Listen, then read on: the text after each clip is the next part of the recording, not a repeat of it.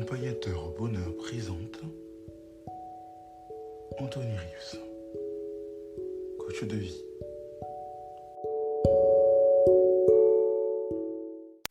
Vous marchez dans une vieille maison, une maison qui est vieille et poussiéreuse.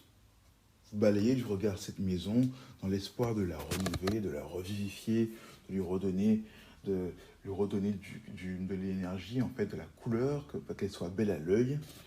Mais là, par terre, au sol, vous apercevez quelque chose dans la poussière. Suspense.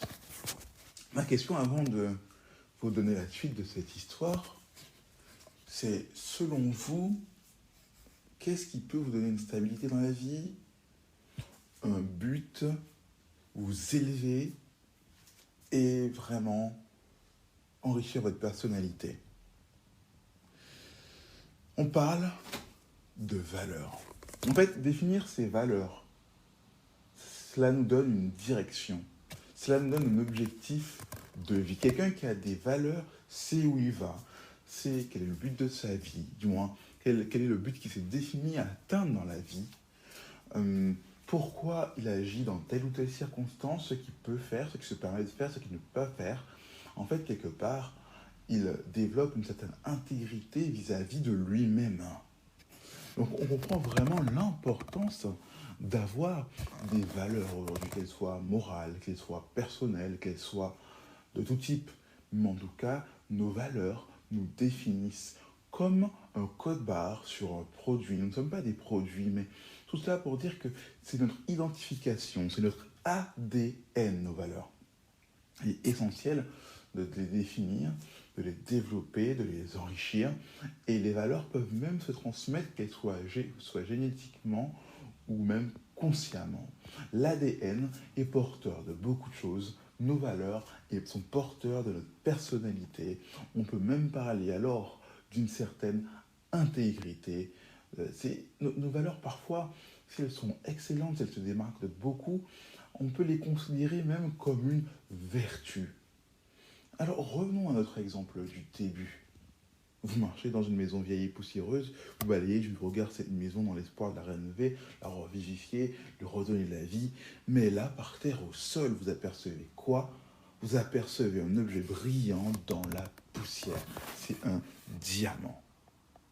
Alors, votre intégrité brille-t-elle comme un diamant dans la poussière? Vos valeurs vous donnent-elles de la force dans la vie pour briller auprès de vos proches et des gens à tel point que lorsqu'ils vous côtoient, lorsqu'ils vous remarquent, cela fait une différence dans leur vie?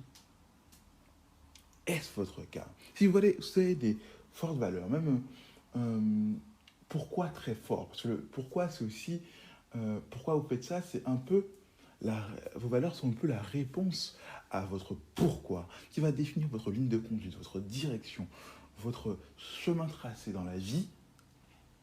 Et alors, vous aurez de l'impact dans tous vos projets.